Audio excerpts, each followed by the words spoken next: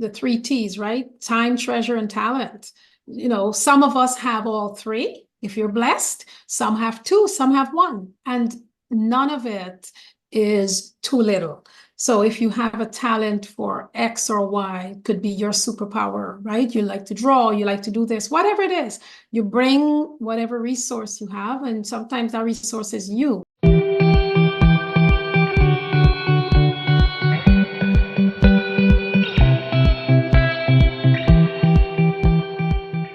Like, subscribe, and share to Voices of Linden TV.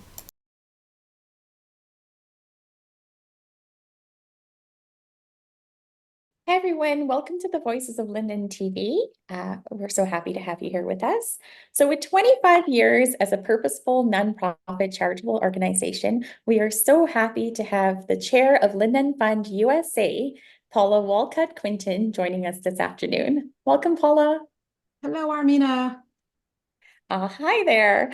Well, you are so well known and very much respected for all the kindness and love that you and the rest of the members and supporters have given to our hometown of Linden, Guyana. But before we get into Linden Fund USA, I'd like to delve a little bit into your years in Linden and what inspired you to become involved with Linden Fund USA. Oh boy, I see myself as such a Lindener, Linden born and bred. I was born many decades ago in Half Mile, Wismar. And I'm so grounded in the entire Linden community that in many ways I see those early years, my early years, as the foundation for who I am today. I went to Wismar Hill Primary School. I also went to Mackenzie High School. Some really important friendships were formed there that have lasted the decades and the emigration across the shores, as we say. I actually was such a tomboy growing up in Guyana. In many ways, I still think I am. Obviously, the body reminds me that I'm not. But I was so involved heavily in sports and other extracurricular activities. And I was also a decent student, I believe. Very focused always, I think, and that has remained with me as a very integral trait. But I worked at the Guyana Communications Office not long after I left Mackenzie High School and graduated from sixth form. It was, I believe, the most important job, the best job I ever had. Doesn't mean that I don't enjoy the career and the work that I do now, but I had the privilege to serve as on-air announcer with Guyana. We had our own radio program and Wake Up Linden show. And for 3 years, which almost feels like it was longer, but for 3 years, I enjoyed what I thought was the best training and preparation of my life. Almost all the things that I value, all of the integral things and the essential things to me, I believe that I learned in those formative years in Linden. As it relates to, did it motivate me to live the life of service that I have now? I believe so. I see the neighborliness. I see the camaraderie. I mean, I tell people that in many ways, the community being small had certain advantages. I do understand there are disadvantages of a small community and everybody sort of knowing everything about you. But I see it as a real plus that I grew up in a small town, in a small community, and everybody looking out for you. And maybe that sense of responsibility kind of really touched me deeply, and it's ingrained in me so much so that I don't believe I can separate that part of my persona from my life. Oh my goodness. Well, I could totally relate to that because being from Linden myself, here we are all these years later, and all we're thinking of is where we grew up and how to help everyone back home. And we're so passionate about it. But in terms of Linden Fund USA and its purpose as a charitable organization, 25 years ago, you would have been a young mommy, and starting off in a new country is never easy. And the journeys of what many of us are going through when we're that age and we're young mothers, we're more focused on just making it day to day. And here you are 25 years ago, embarking on and having a passion for a mission, which is Linden Fund USA. So tell us what that was like, juggling everything. Oh my goodness. So Linden Fund USA was established in 1999, and you're absolutely right. I did have young children at the time. I'm a proud mother of two big strapping sons and grandmother to two young boys. And 25 years ago, your question has put me right back into the middle of that time where you're juggling the responsibilities of starting a career or really getting yourself established in your career. I work with Rutgers University, and I was privileged to attend Rutgers, so that's my alma mater. And I also work there. So I'm a Rutgers lifer, as we say, and we laugh. And my colleagues ask me, how long have I worked at Rutgers? But you're absolutely correct in framing the question around as a young mother, as a young parent, and the kind of time it takes to be a part of a fledgling organization like the Linden Fund USA, which in 1995 was launched with a huge, we say dinner dance, right? A gala. And as the organization was trying to find I guess what I say, public way to launch itself, I received a call from a couple of friends saying, here's something that we're doing. So I picked up and I would head to Brooklyn, New York for the planning meetings for the very first launch. And it was a big juggle, but it's something that I know about myself. Once I'm in, I'm in. And it's taken off from there. So 25 years later, I'm still deeply, deeply ingrained into the life and culture of LFU, as we say. So what does the role of a chair of LFU look like today? Oh, my goodness. I started out as the secretary on the board of LFU at the end of 1999. And I've always had, I think, an integral role. I was not always on the board. My first 6 years, I served on the board, and you alluded to the young family. So I took a break because my sons were in all kinds of sports and other things. So I spent some time focusing on their development, and it hasn't gone awry because I'm absolutely proud of what they have done and how purposeful they have been living their young lives so far. But I became the chair of Linden Fund USA in 2015, and it's been quite a ride, I have to tell you. What does it look like today? Probably hasn't changed much from what it really always has been, which is you need to be able to serve as a leader that works along collaboratively with other volunteers, because we are volunteers. We are not paid. There is no hierarchy in which, you have a set of employees who have a set of expectations that are written into a contract, right? So it's more the honor system that those of us who choose to be a part of the leadership, we are the ones who have to, based on our time commitment, bring the best of ourselves to reach back to help the community. So it's a very purposeful approach, and it's one that has afforded me a lot of growth. I can tell you there's a lot of growth working with people, different personalities. And as I said, when you're in that volunteer space, it's a much different dynamic than if it were you were the head or CEO of an organization that had some straight, clear rules. But it also has forced me as the chair since 2015 to look at ways in which we can really sustain this organization. It's not enough to just say, oh, we're 25 years old and stay here. We have to always keep projecting so where it is we want to be. And I'm very conscious of the fact that we have to have something to turn over to more youthful leaders. And in order to attract them, you need to be moving with the technology. You have to fundraise.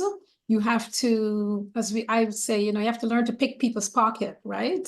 But you also have to make sure that you do it in such a way that people understand that when you approach them for support, that they are assured that that support is going to be applied where it was asked for, you know. Yeah, well, doing anything is emotions backed by logic. And I think no one likes anything better than kindness. So that must make you an expert at picking pockets. You 25 know, years doing it. it's an art, but I laugh when I say to my friends, I'm going to be begging, and I've come begging, I come asking, but I don't come asking without proof of what it is we're doing, Yes. because love and friendship and it's not quite, those would not be enough when you're trying to ask people to part with their hard-earned funds. And Yeah.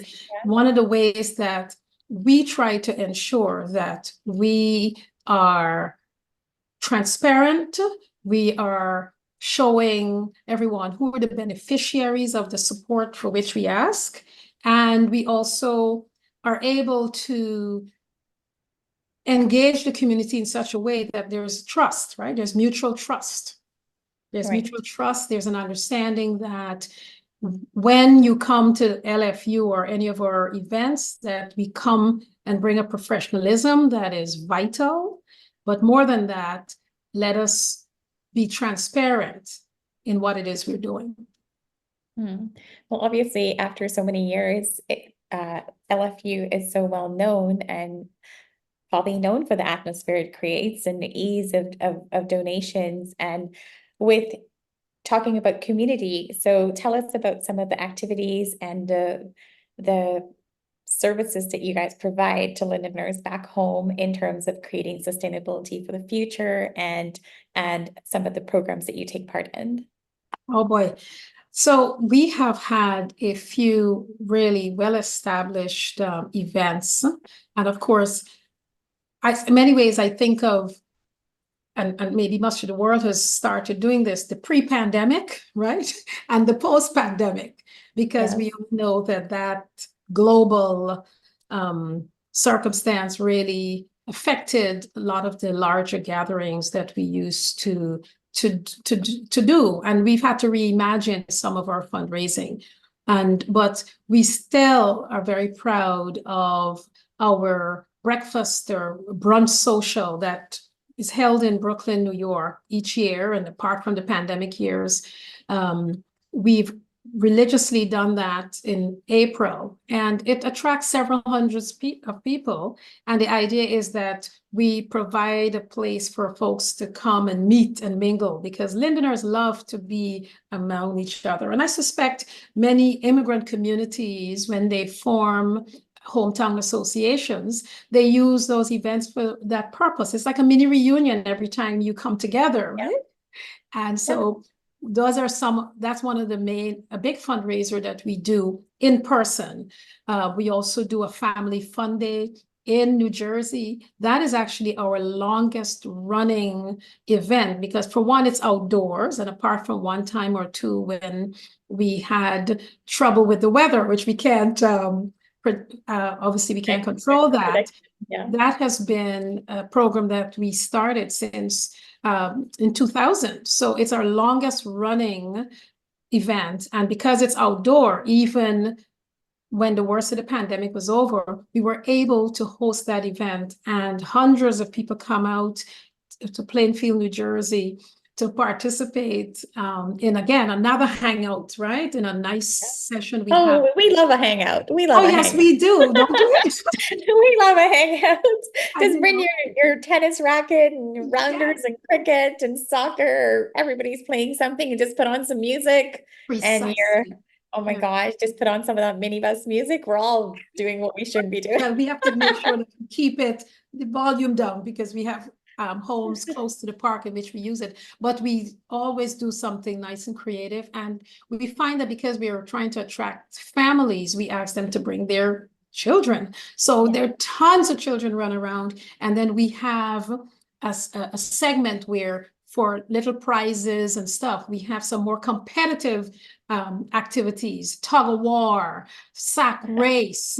We've got little relays, egg and spoon. But don't believe that even though we planned this for the kids, the adults get in on Oh, this. I we have to enjoy it tell more, you, I'm sure. Which a ones have whole, you taken part in? well, I try to stay out of all of that, even though And I you're think so competitive in sports. I can't see you staying out of it. I am competitive, but you know what? The realities of our physical beings and bodies, I stay in my lane. But I have to tell you, there's a cohort of my Mackenzie High School and multilateral school friends who come down. I shall not name them, but some of them come from Maryland. They come from New York, and we've got a couple of staunch supporters who are close by, and they actually have helped us so much because when they come, we just give over to them all of the kids' activities and the adult sports, and they run it, and it's so much fun. It's Oh my actually hilarious looking at all of these 50-something-year-old running the 100-meter sprint. You know, every time I see a Chinese rope, you know, or Chinese, I used to love jumping that when I was younger. I think I could do it all the way to the neck. Oh, I can't imagine trying to even attempt, probably could do the ankles only at this point. I But stay in my lane. I stay in my yes, lane. oh my goodness. So in terms of back home in Linden, what are some of the programs that you guys do there? Okay, so the activities that we hold here in the US, and I'm so glad you came back around to that, are all about raising funds and support for the resident community. In addition to the actual in-person events that we hold, we do some targeted fundraising online, you know, things like for our Scholarship for Success program and our support our seniors and our agricultural interns. So back in Guyana, which are in Linden, part of Region 10, our beneficiary community, what every year during Town Week, we ensure that we are represented as part of the official activities of Linden Town Week. That's an important time of year in which we try to showcase that we are here to stay. We are here to support the educational activities that are vital to showcase during Linden Town Week. In addition to all of the social and parties, etc., that's a wonderful addition to Linden Town Week. We make sure that we continue to bring our educational programs to the fore. So we do an annual spelling bee for primary schools, and we do this with our corporate sponsor, Ansa McCall. So I'd love to really thank them for believing in our mission and what it is we're trying to do in the educational space. We also do an annual teachers workshop. So we have teachers within our organization who are so committed to working in collaboration with the Department of Education, Region 10. And we get from them their wish list in terms of what topics would they like to see showcased in a 3-day workshop to benefit their teachers, whether it's in the secondary space or primary level. So we have several educators within our ranks who have really cottoned on to this idea of giving back in this space. So each year during Town Week and around that time frame, we also do a 3-day teachers workshop. And we've been doing that for over 15 years. So those are just two of the annual events that we do. We also have a Scholarship for Success program, which is something that was started in 2018. And on the regrettable passing of one of our board members, Sammy David, we named it in his honor because this scholarship program really represents the heart and soul of what this organization is trying to do, which is to reach back and also to help to develop the young ones. So Sammy David brought that energy and love and light to the board, to the organization. There's no one, I think, who doesn't love Sammy David. God rest his soul. And we named our Scholarship for Success program in his honor when he passed in early 2020. But this scholarship program commits to supporting for the course of 5 years, which is the average length of a high school career, all students who enter grade 7. So each of the 7 secondary schools in Linden, plus Kwakwani Secondary School, each year we bring on a new cohort of students, and we're committed to supporting them for 5 years. So 7 times 5, we're up to 35 students, and that is the ongoing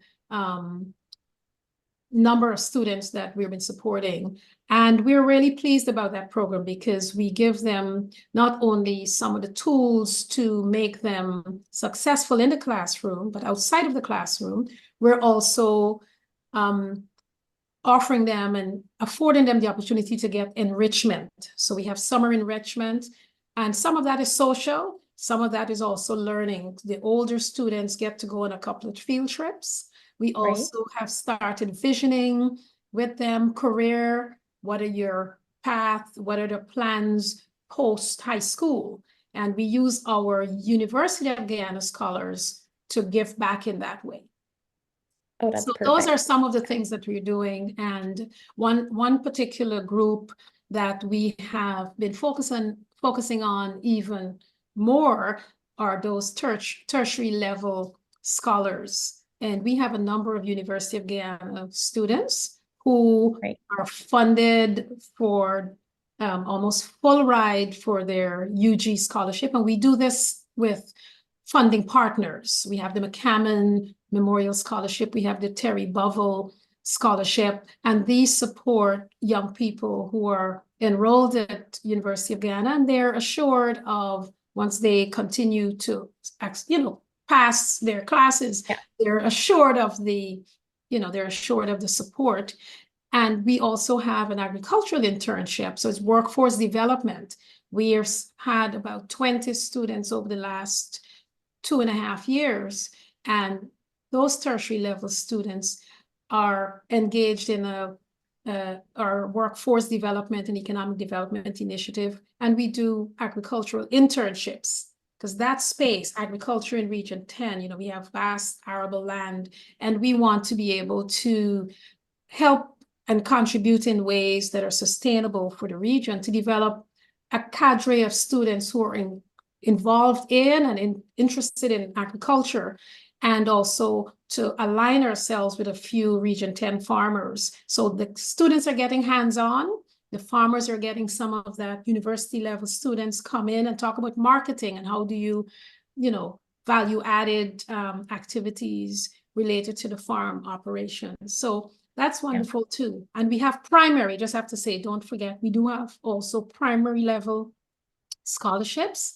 So we've run the gamut, including vocational scholarships. So LTI, which used to be called Guy Mine Trade School, and now Linden Technical Institute. So we've actually covered primary through tertiary education. And that is a space that we're proud to really occupy, and let's not forget seniors, right? Our senior citizens, the stalwarts. Like you read my mind. I was just thinking from the kids to the seniors in my head.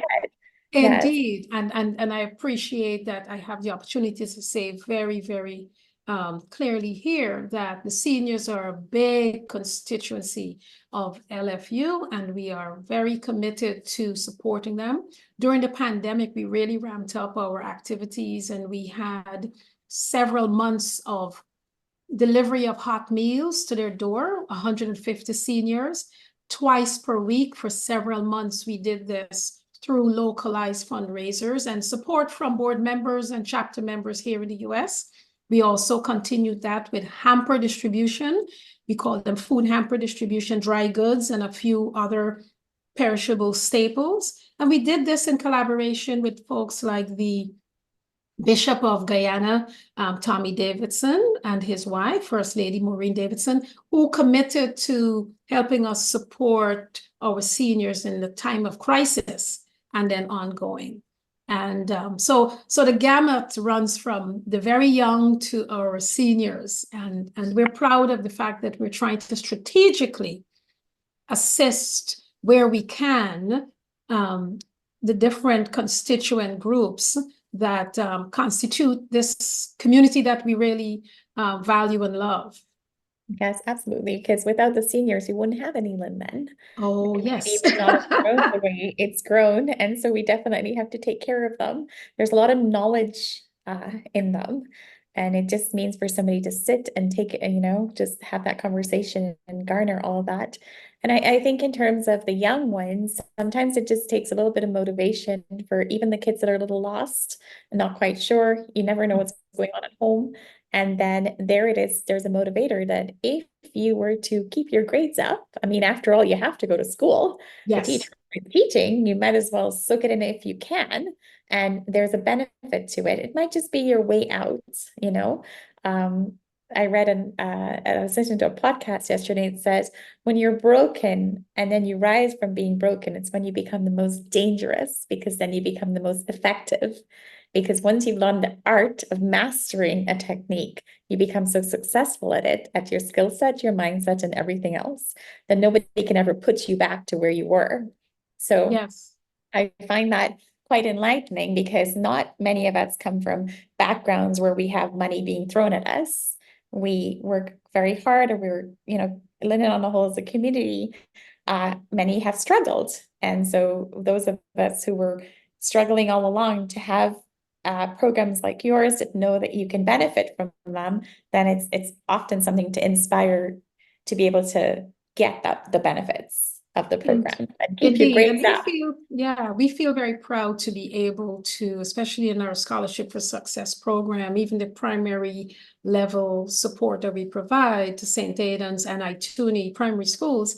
What we do is we work with the ministry to identify students of need, you know, so there's need-based. Of Right. course, all of these students are promising and they're bright, and sometimes they just need to, or their parents need to just not have that worry about some of the tangible things, uniforms, you know, backpacks, school supplies, etc. And we're able to offer that. Clearly, there's also tutoring that's available. There are also opportunities to reach back and get help as needed. So we have an office manager in Linden that is in touch with the students directly. We also have a parents group. And of course, we have a direct line to the regional education officer and the Ministry of Education, Region 10. So we appreciate and understand that we need to expose the youngsters within the community to opportunities, for the very reason, as you said, when you have learned and taken on a new set of skills, the possibilities are limitless, right? There's no turning back. There's no Yes. turning back.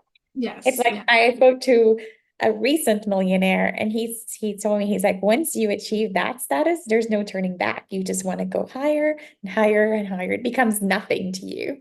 And it was quite enlightening discussing that with him. And then in terms of, I can't imagine 25 years of success stories, because those young people that you would have helped since those years ago, and probably your donors today, and the cycle continues. So with that said, how do you see Linden Fund USA evolving? Wow, so that's a very big question. But I want to address first the idea of students or folks who have been beneficiaries. And I have, I'm going to use this example. And so Dr. Dion Anderson in 2002, I think my memory serves me correctly, he was one of our early scholarship recipients. He is a product of Mackenzie High School and went to Queens College, went on to earn a PhD and receive support from LFU to get to QC and even through his higher education. And I will say to you, he represents one of several success stories where he understood that by being afforded the opportunity and the privilege of receiving that kind of support from LFU, he in turn has given back. And he continued to give back when he came back to Guyana in his, the summer break from university overseas. And he has since become a donor and a board member. He resides in Guyana. Because of technology, he can serve as a member of the board of LFU, even though we are a registered nonprofit in the US. There's nothing that precludes you from being in any part of the world. And so Dr. Deon Anderson serves as a board member. He's a successful engineer. He's also a successful CEO of his own business, and he's a collaborator and partner. And I illustrate him as one of the living and breathing testimony, if you will, as to when you reach back and you help someone, that you can't help but feel somewhat a pride to have been associated with their success. At any point, he was going to be a success because Deon, as so many young people, they're going to thrive even when challenges are thrown and put in their way. But on behalf of LFU, I can't help but say how thankful and proud that we are to see Deon and others who have been scholars who have received support from LFU, but to see them grow and thrive and become businessmen and women. And several of our University of Guyana students over the years, they've gone on to be teachers. We have entrepreneurs, and we're just tremendously proud of being a small part of their success. Yeah. Which was obviously assured because of their hard work and dedication, but we still feel a small part of pride in that, and immeasurable satisfaction in seeing that even the little that we do can reap such big rewards. Well, the little becomes a lot. They say often people never forget those that are kindness or giving them a chance in this world. The other day, someone asked me how we ended up in Linden as a family, and I was curious, so I asked my dad. I mean, I was 7 when we moved, and it was Guy Mine that sponsored my dad to go to University of Guyana to study electrical engineering. He wanted Guyana a scholarship through them, and we ended up in Linden. And my father worked with Lynn Mine and Guy Mine for many, many years, and then we never left, and the cycle continued. And so Linden is just became our home, and I don't think he'll ever leave Linden. And it goes back to show you exactly what it is. You become an entrepreneur, because it's what he became in the end. And we bought the gas station and went on to have businesses after that. But it's like you never want to really ever leave what gave you your chance. And it's always at the back of your mind, and your children end up having the same cycle, myself, and my brothers. But it's so purposeful, and exactly what you said, Linden Fund USA, it's the purpose behind the mission. And so in terms of it's evolving, because you want it to be a legacy charity that's going to continue way into another 25 years and more. So of course, with that, where I know you're heading with it, where you want to see it progress. In terms of agriculture, I do have to ask this, because as we know, Guyana is evolving right now itself. So woodworking, some of the things I'm thinking in my own head of what I think our students in Linden should be learning, it's trades in terms of carpentry and woodworking and putting scaffolding together. I mean, these things are in my mind. I haven't actually shared them with anything. It's just because we're talking now, and I am in the construction industry. I'm like, should kids today be taking like classes in grading and final grades for lots and home sites and developing underground works, and and in terms of even architectural designs of like exterior of homes, because I'm sure we're going to start having communities at some point, and the guidelines that go into the replenishing of the trees that were taken away. Is it going to be mandatory? My mind can go a million ways with this. But in terms of even students in high school, maybe learning woodworking and crafts and things like that might be pretty cool. But of course, like, how do you think you guys have remained so transparent and overcoming all the obstacles that you've had to face in all the years? Well, I to the point about some of the trades, and so that maybe the community, Linden, and all of the educational infrastructure and what they're thinking about. I am certain that as Guyana evolves and other opportunities present themselves in a way that maybe weren't so fully clear even a decade ago, that they're moving their workforce training in that direction. And clearly LTI, Linden Technical Institute, with whom we have a partnership, and so far we have a footprint, a small footprint, but maybe it's going to be a growing footprint as much of the demand for certain trades might evolve. But that is, I'm sure, something that the municipality and region and those in the educational space are thinking about to be relevant, because you either are relevant or you fade away. Yeah. So to that I just extent, find that sometimes you can't wait. I think anybody listening, get on it. Armina Don't says, wait. guys, Armina says get on it. and Get on it. professionally, Armina's in that space, so she sees those I see the need for it possibilities. already, and I see Linden having a hand big time in it, because I do believe that, I mean, when you really I think that we've always been applicable and in an aptitude to do everything possible. And it's definitely a way to define ourselves. And I can't wait. But I think if I had any word to tell any high school student anywhere, learn these things, any kind of woodworking trade, regardless of whether you're studying or not, still learn it, because it's definitely, with the housing industry going the way it's going, that's what people want. You want to open a painting company on the side, young men in high school. Hello. Go master You are it. entrepreneurial. You are Yeah, entrepreneurial. I have been thinking nonstop about, we have our knowledge, but applying the technique of earning money and making your money work for you it's at the top of mind for me constantly. So, entrepreneurship, indeed. but Entrepreneurship. it's pretty interesting. You go YouTube how to paint a house, guys. Go form a little group of high school students. Apply yourself. Make sure you have partners that can work for you. DIY, etc.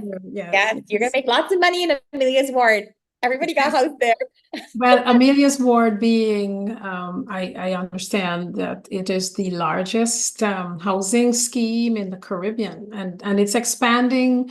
Well, something that's a must see when I go to Linden. I try to visit, and every time I see just how it's expanding, and the footprint is larger and larger. So there you go. Housing becomes, and all of the ancillary activities around putting up new constructions. But as it relates to agriculture, I'm glad that you did mention it, because we have made a commitment as an organization for the next 5 years, at least, to invest heavily in our agricultural internship program. And we're not just doing it and as it comes every year, we're funding it. We are saying transparently, we are committed to the next 5 years of an agricultural internship program that has had yielded about 20 students so far in the 2.5 years that we have run our program. That is how many university level students we have touched in this program. We work collaboratively with the Region 10 Agriculture officer. So we're not doing this in a vacuum. We have looked around and we have investigated, we've done surveys. We understand that this is a space that we should really try to bring some interest and focus and some leadership. And collaboratively, we're working on that. And I'm actually very proud of one of our initiatives that are led by one of our board members. And I think that would be something that we can spend some time, another interview with him, to talk a little bit more about it, because it's an extraordinary program. And it in of itself, we can spend 30 minutes kind of dissecting it and all of the benefits. Growing food? But to do with agriculture and growing food? Yeah, it does. It does. So that is something I can say. Sure. I will preview. We're doing a preview of what will be an interview to come. You notice you talked about me picking people's pockets and maybe being persuasive. So you notice I dropped a hint here Yeah. that that's something for you to do next on your list somewhere to have that All right. interview. I would And be yes, happy to. I would be happy yes, to. I think the key thing about what I love about you and your organization, it's not just a matter of picking someone's pocket, but replenishing it tenfold, I like more that. than that even, I that like you that. don't even realize that you're doing it. But, you know, oftentimes you give someone an opportunity to do something kind and it benefits them, but I would say when it benefits another person that has no connection to you, the world is such a small place that you and I get to sit across from each other. We're from the same hometown, working towards the same benefits of whatever we can do to help each other. Indeed. While there's a global world, but like I said, people never forget. And you Right. never know where your paths will cross again. And that person say, like, I benefited from this. And your dollar, a company's dollar, a person's dollar had so much to do with someone's journey. It's Yes, magical. it It's is. amazing. Yeah. When So I go kudos to to that. Guyana, yeah, when I go to Guyana, and of course, there are lots of young people. I left 40 years ago this year, and you see all these youths, and it's sometimes so interesting when I hear, oh, do you know my older sister, something, something, something, or you know, my parents, something, something, or the other. And I am always warmed by those anecdotes, you know, and those encounters, because then you get to see your kindness and your service in action. And of course, while I may be serving here as the chair since 2015, we have a board. We have a group of very committed, energized folks, many of them my cohort. And of course, we were trying to attract younger board members, younger members, because we need to pass this on to another generation. And as much as I have left Linden, so for more than 2/3 of my life, I'm still very grounded and still very much want to serve. And I plan to serve for as long as I can in whatever role. It does not have to be as chair, because we need new blood to invigorate leadership. From time to time, you have to bring new people in, new ideas and new thoughts. So I am just working now as we are about to fully explore our 25th year of operation, but I'm just very privileged to be a part of this organization at such a time. And I remember thinking 5 years ago that I thought that there would be few things that could top the 20th anniversary, because at that time we were able to launch and dedicate a new building in Linden. So here I was 5 years ago thinking, oh, nothing will top our 25th anniversary. We've got this building that was a gift of deed from Habitat for Humanity's Guyana. And we were the hometown association that petitioned to receive this structure that we have obviously built out and brought do some infrastructure changes. But we were so proud and privileged that Habitat for Humanity's Guyana saw what the Linden Fund was doing, and in collaboration with For the Children's Sake Foundation and Vernon Todd, at the time, one of our key collaborators in our second decade of operation. And we were just thrilled. And I felt like there was little that could top it. But here we are, 5 years later, celebrating 25. And I still feel privileged to be the chair. And those are some As you should milestone be. moments. Yeah, those are some Definitely. milestone moments for me. Definitely something to celebrate and recognize, but also adds to your transparency, because Habitat for Humanity is known worldwide. And Yes. the fact that they saw that in an organization that's been around and been proven, that's Yeah. great for the resume in Yes, it terms is. of carrying on and evolving. And as you grow, more and more of that will happen. And it's often it's quite nice to know that you actually have, a brick and stone, as It they say, it brick and is. It mortar, is. like right there. Yeah. That somebody can say to recognize it shows the success of how far you've come. And of course, now Paula has put it out there to anyone listening. Two things I've learned today. We're You on don't Washington Road. you Yes, we're don't on have that to long be road. That you can be anywhere in the world and serve on Linden Fund USA. And she's yes, looking for new members. So go knock on her absolutely. door. Yes, And it does not matter if your pockets are deep or not or whatever, but she just wants your knowledge and she wants your pockets too. And it yes. will be great to the end of the day because One of the time. things they say, what the three T's, right? Time, treasure, and talent. Some of us have all three, if you're blessed. Some have two, some have one, and none of it is too little. So if you have a talent for X or Y, it could be your superpower, right? You like to draw, you like to do this, whatever it is. You bring whatever resource you have, and sometimes that resource is your own self. Some people have the means to be able to support you at a level that not too many people would. And we're grateful for that, right? But I will tell you that so often just having interested and engaged individuals who support your events, they serve on the board, or they may just participate in one particular program because that's their passion, or they like to cook because we can't do our get-togethers without food. And I will tell you, I am known for not cooking, and My we kitchen have is been, very clean. You can tell yes, what I'm known I, for I too. might have to come and see what's going on in this lovely kitchen there in the background, but it would not be my forte. We have, among the core members of this organization, we have some stellar cooks. So guess what? Paula stays in her lane because there are people who would hook us up with all of the delicacies, etc., especially when we have events here in North America. We want all of the back home food. We have people who can do the cook up and the pepper pot and the metagy and all that. And Oh, you're it making me sounds, hungry now. but precisely, but even as I say it in a jocular manner, we all know that everybody has their thing, right? Yeah. Some privileged few have multiple things. They can do many, many things well and successfully, but whatever it is you do, we're always grateful for those who engage with the organization, whether it's deeply day to day or occasionally.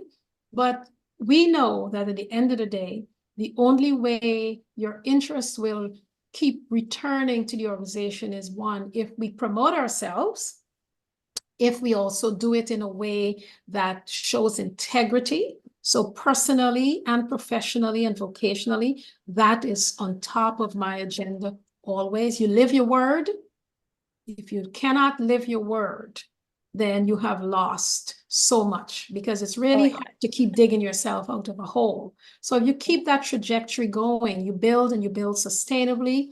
That I think is really how this organization has really kept its reputation going. And you did make a very good point too, Armina. The fact that you have a building says something about your commitment, right? When you do brick and mortar, you're a homeowner, you're a property owner. So you are vested.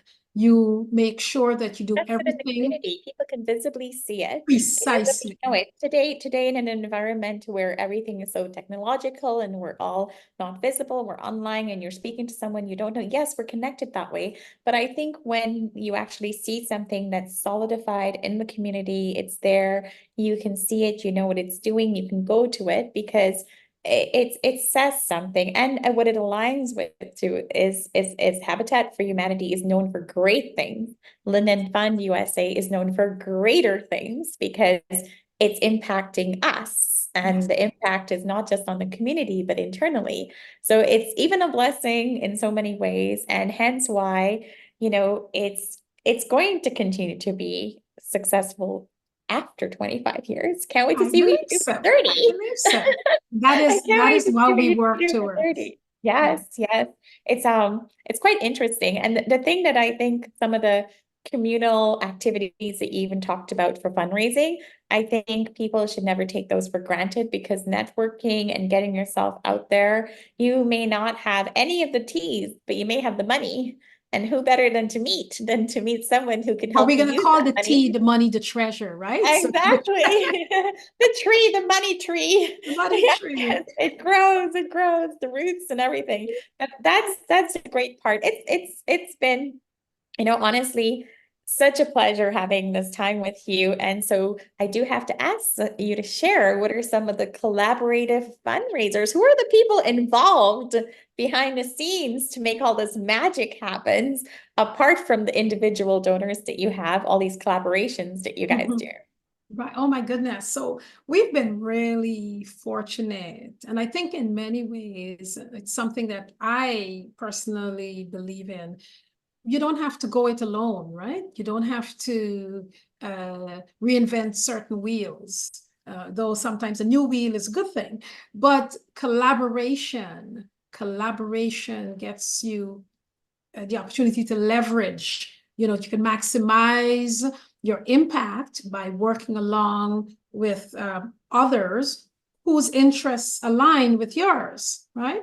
So we have had over the years many partnerships, many collaborative activities. But one that I'm going to mention really involved, there were 6 organizations who were part of a fundraising effort in 2021, Linden Fund USA being one.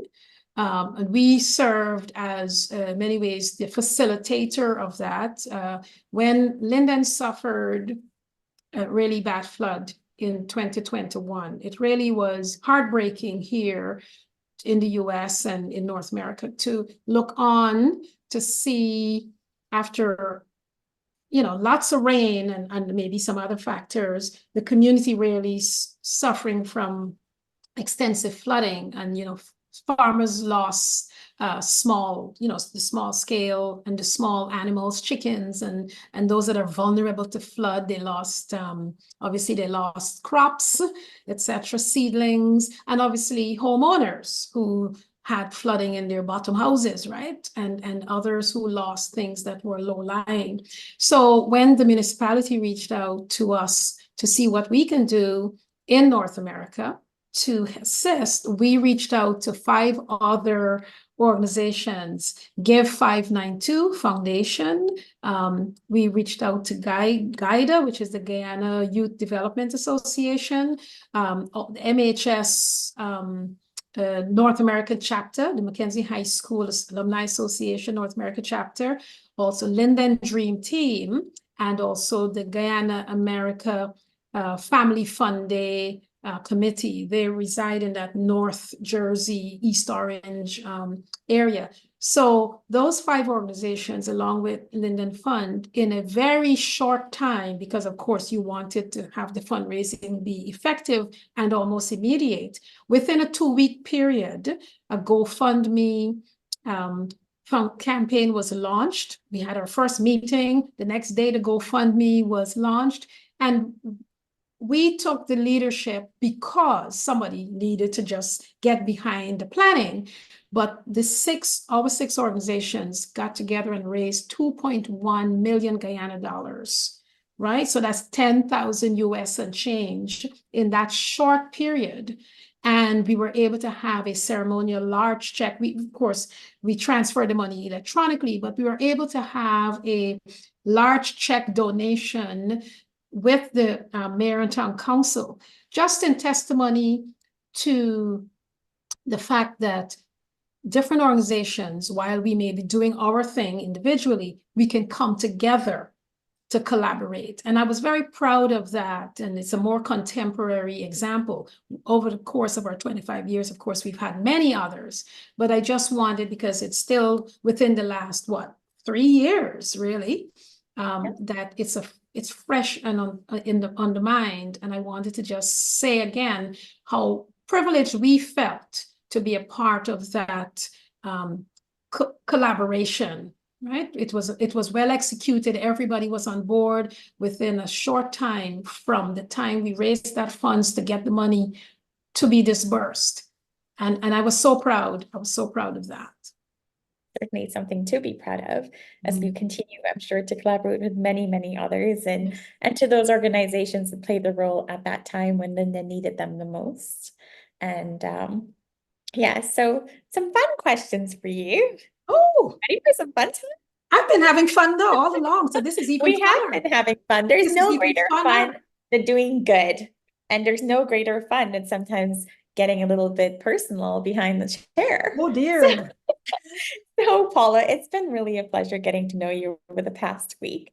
And Yes. for many, of us behind the scenes that have heard of you and your kindness, like I mentioned before, and all the good things, it takes a lot of passion to be involved in so many aspects in so many people's lives, no matter what role you play, along with the members behind the scenes. Yes. And like you said, it takes like obviously motivational must be on your list because it takes a lot to motivation people to remain in something that they're doing for good.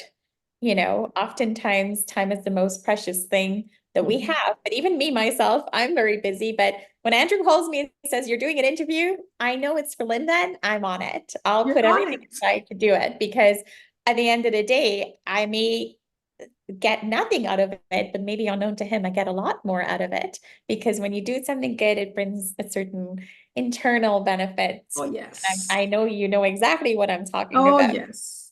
Deeper than the pockets. Yes. Sure. And so Always. here are some fun questions for you. Oh, What's your favorite artist? oh my goodness. Now that one is my favorite artist. Singer. I'm currently on a Gregory Porter kick.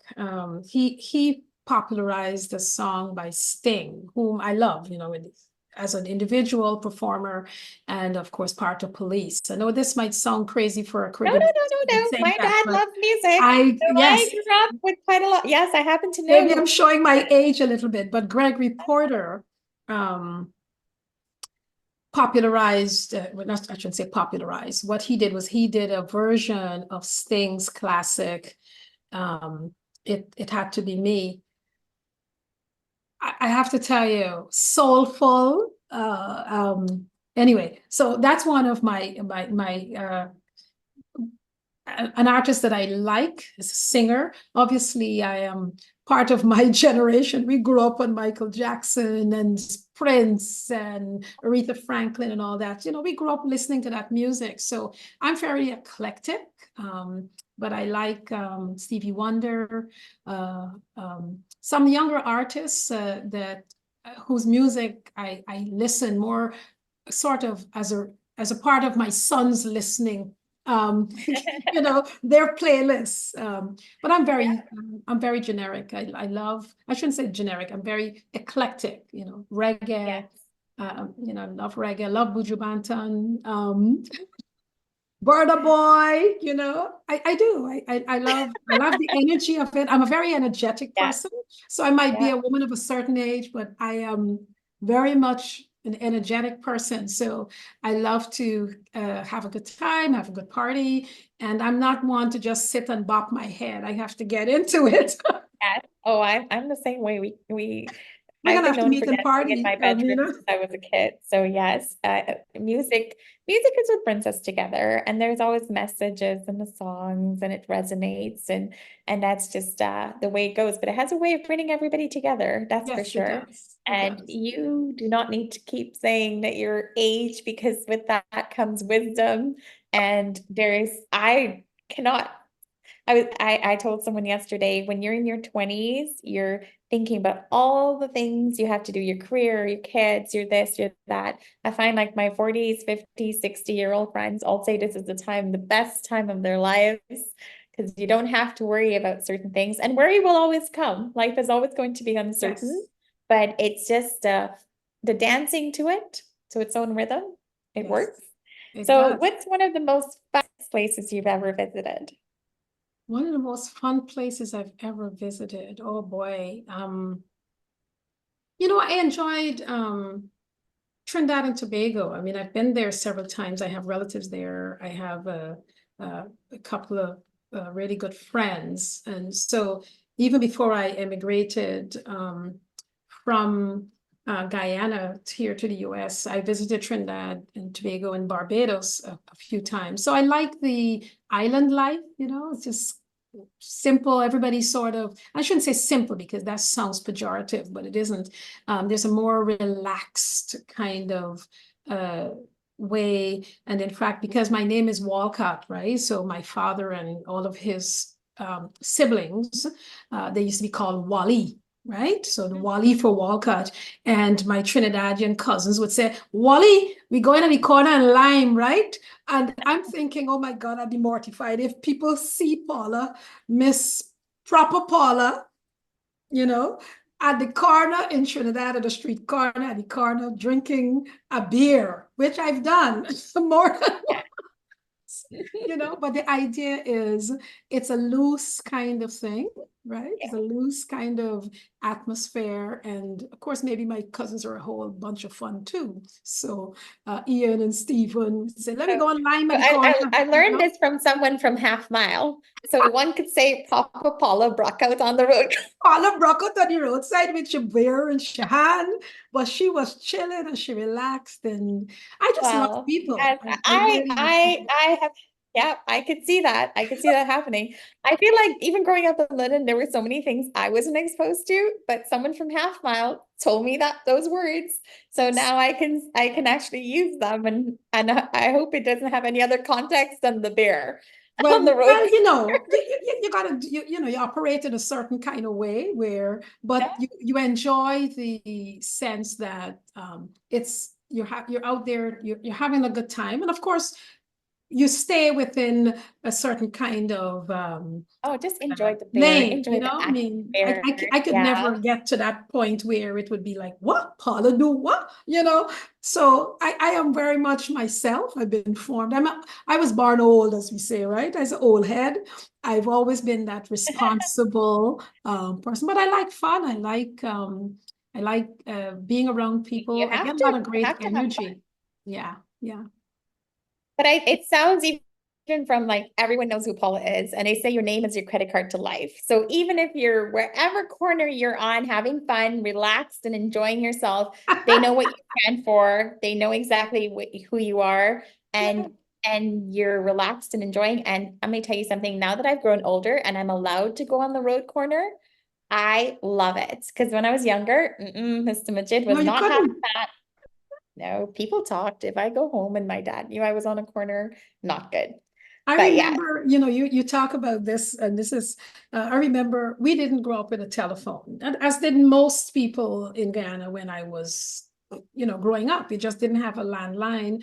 But I always say, and this is the wonderful thing, and maybe not so wonderful thing about a small community, is if you stand up at the road corner, 3-4 blocks away talking to boy, before you get home, the news there with your mother, you know, not that I was a good girl, right? But if you say it like that, I'm gonna start wondering.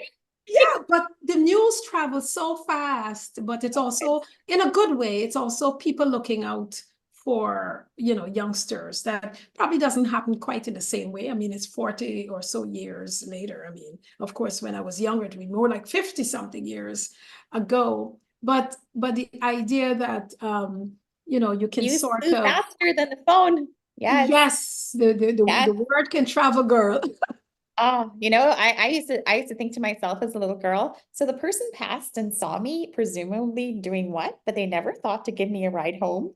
Like, but they went and told my parents everything. You know how long the walk is from Mackenzie High School to Richmond Hill every day? It was long. It was a long way. Mistaken identity. Well, if you want to go with that, Armina, if you want to go with that, that's good. Well, they never even saw me. It was the color of the bicycle that I rode, but apparently there was another color of the same bicycle. So I got in trouble for nothing. Somebody, you're getting in trouble for somebody else. Oh, you know, it's funny because even you telling me the story and I going through it myself, I remember my mom saying when she was younger that was how it was in Ogle and Plaisance. People, before you know it, your dad's at home waiting at the gate with a whip. And that was just how it went. But you know, that's a fun days though. I wouldn't trade them for the world.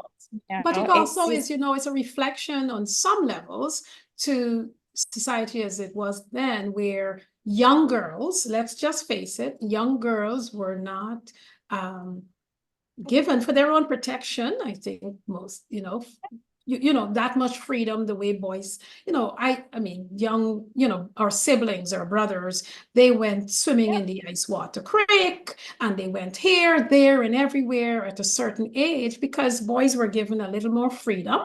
And we understand it, it's contextual, you know, so I don't look back at it with like, I wish I had this and I wish it, you know, you're a product of a particular time and place. And young girls were not, for the most part, given that freedom to just sort of wander around. But I had my time and I enjoyed the community. I enjoyed moving around, and sports was my outlet. I played sports. I played every imaginable sport, but my top sport was netball. And I was so proud of being a part of the MHS team. But then I also got selected to be a part of the Guyana national team for netball. And myself and a few others from Linden used to go and practice in Georgetown with the national squad. And I learned a lot, and I was able to earn the trust of my mother that I was where I said I would be. So I found myself 16, 17, 18, going to Georgetown on my own. And it sounds like it's not a radical thing, but we're talking 50 years ago, just about, right? So I was able to do that. And I went down to practice. And while my mother had no telephone, so she couldn't get the direct word about where I am, she trusted me. But it's a trust that I earned because I would live my word. You know, I stayed with relatives when I was down there, and I would travel back and forth on the big bus. Back then we had a big bus. But playing sports was great for me. It really exposed me to a lot. I was at the Mackenzie Sports Club, you know, all the time playing ping pong, well, table tennis. We don't say ping pong. One of my favorite sports. Oh, well, great. We're gonna have to play when I come to New York. I am going to hold you to that. Yes, I love ping pong, and it's funny. We even in my time, that was the way my parents were, and I have brothers, and so I was always locked away. And you know, I even here in Canada, like working one day in my show home, and someone from Linden came in and says, and the first words to me in front of everybody was, "Your dad used to have you locked up." And I pretended I didn't know him at first because I was like, I'm with people, like, what do you know? That's like, but then, I wasn't busy at the time, but then afterwards he came back the next day with his wife. He's like, see, it's Armina. And I was like, I love him to death. I love both of them, the husband and wife, to death, like so much. But I think for 1 second I had not been reminded of what my younger years were like for so long, to have someone actually say that your dad used to have you locked up in the gas station, no one can ever see you, or locked up at home. But it was the reality of the day. The boys were allowed to do many things, and for myself, I had to go to school and come home, and that was my life.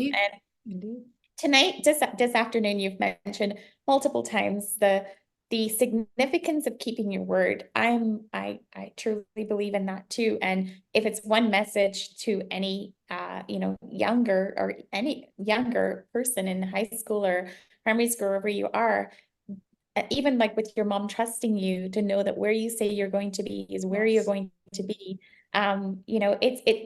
It's a miracle of your integrity. It plays such a significant part in developing the characteristics that are going to make you whatever you're going to be in the future. But success with value is one of the key things. And like I'll say again, your name is your credit card to life. Let it stand for something good. Indeed. So, Indeed. yes. So I firmly believe that, I firmly believe that the idea is, when trust has been broken, it's one of the hardest things to win back. So it doesn't mean that we are blameless, that we're not human and fallible. We all are. We all are. But I try to live my life intentionally and move in that trust. It's something that for me was very important to pass that on to my sons, and I know they will pass it on to their children as well. But just, of course, it's not the only important value, of course, but I would say, and as you mentioned, I did use the word quite a few times in this chat that we're having. I love it. But it is absolutely one of the key essential things to who I am. And as it relates to this organization, you live your word. If you set your goals, you reach them, but you reach it in a way that brings credit to the organization, because at the end of the day, you're not representing just yourself. You're an ambassador for the Linden Fund USA. You're an ambassador for your family. It's one of the things I stressed my sons, two young African Americans here in North America. You say to them, when you step out the door, you're not just representing the name Quintin, you're representing your family, you're representing your community. And unfortunately, it's the kind of pressure that maybe comes to people of color. You're also representing that ethnic group to which you belong. And if you're an immigrant family, as we are, their first generation, but myself and their dad came from Guyana and immigrated to Guyana for greater opportunities. I stress to them that unfortunately you have also that added responsibility. So please understand you're representing Guyana and Guyanese. Yeah. And I think when you put it in that context, young people rise to the occasion. When standards are high, it's not to break them down, but it's to give them something to aspire to. Yeah, well, me having a blended household, we had the same chat with our two kids Yes. as they were entering, especially in the community that we live in. And I told my son, don't view it as a burden, just view it as power, because Yes. you get to make that impact. And I mean, I know to him, he didn't quite understand because they did face some of it. My daughter, Hannah, she's a tough one. Like, she's already been through so much in her young years, but she's very tough and nobody can tell her anything. And she embraces all of it.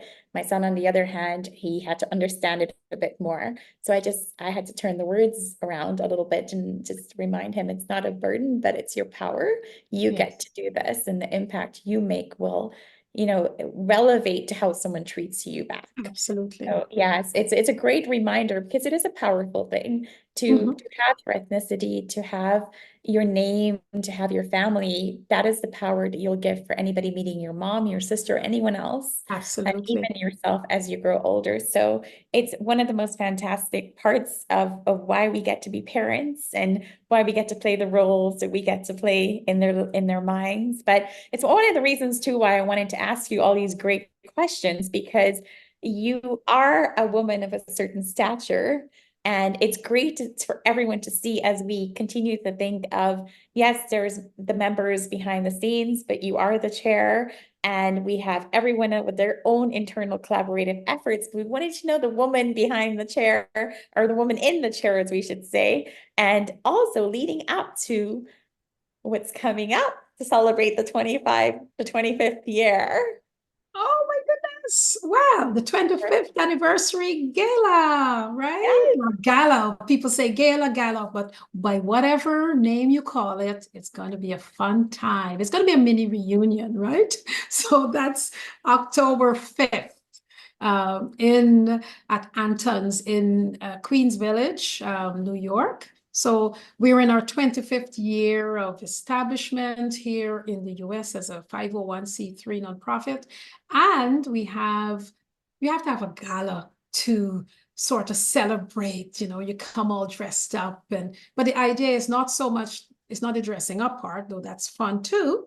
But we're here to celebrate our accomplishments, but we're also here to honor several people who have been key parts of the growth of this organization. Some who are internal, some are external, and we really are looking forward to having this event. It's a huge undertaking, but we have different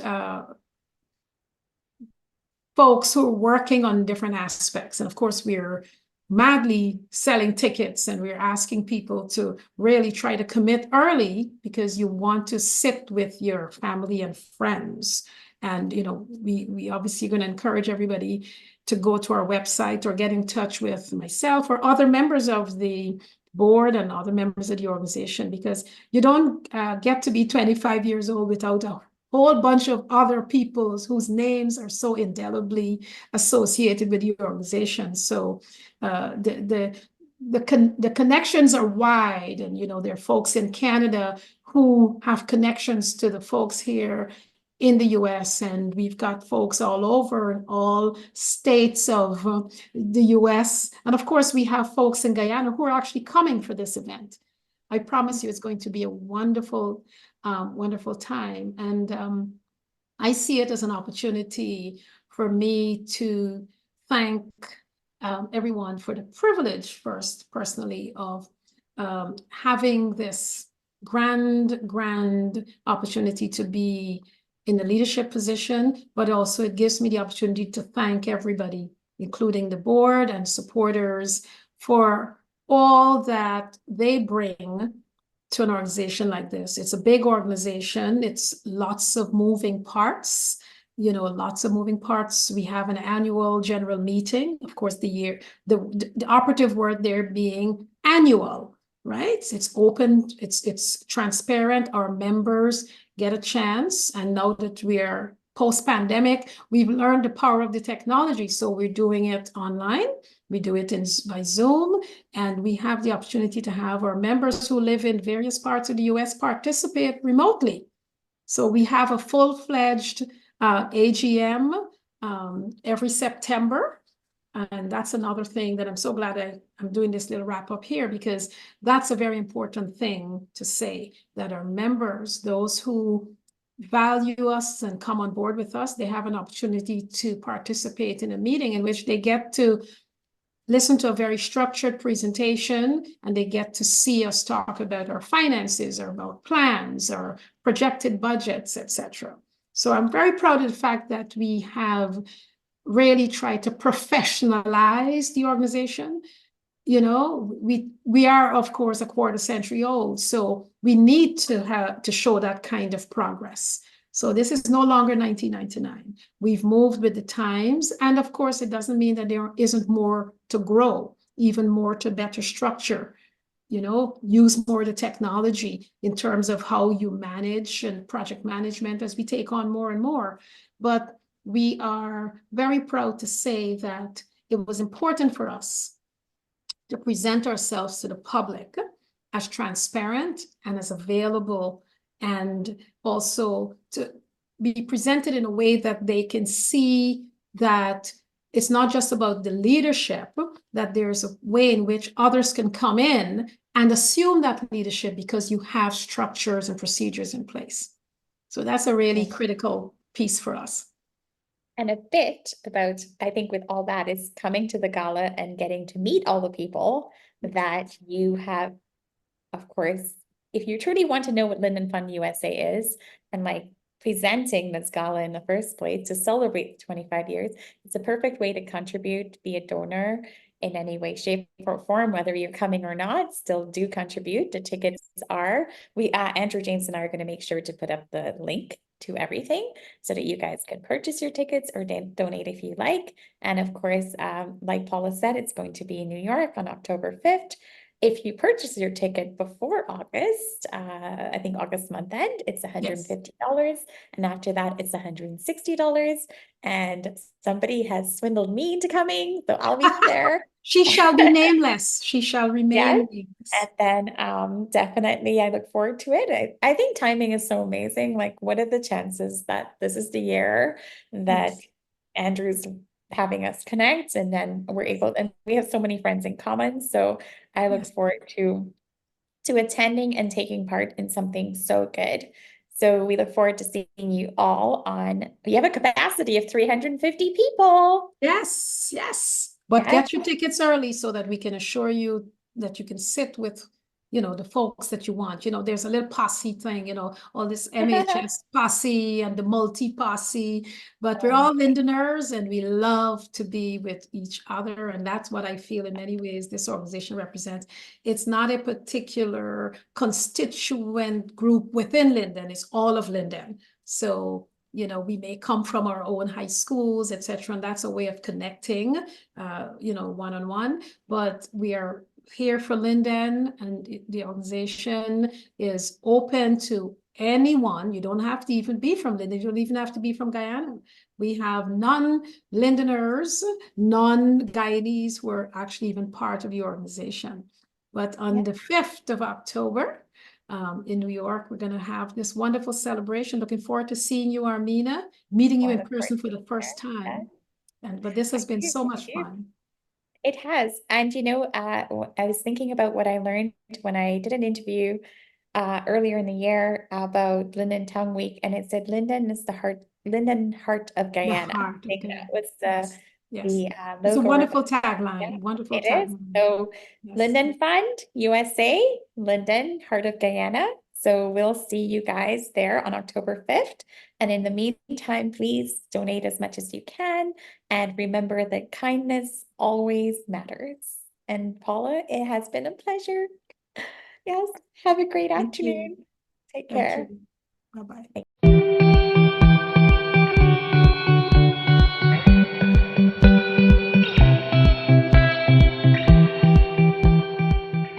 Like, subscribe, and share to Voices of Linden TV.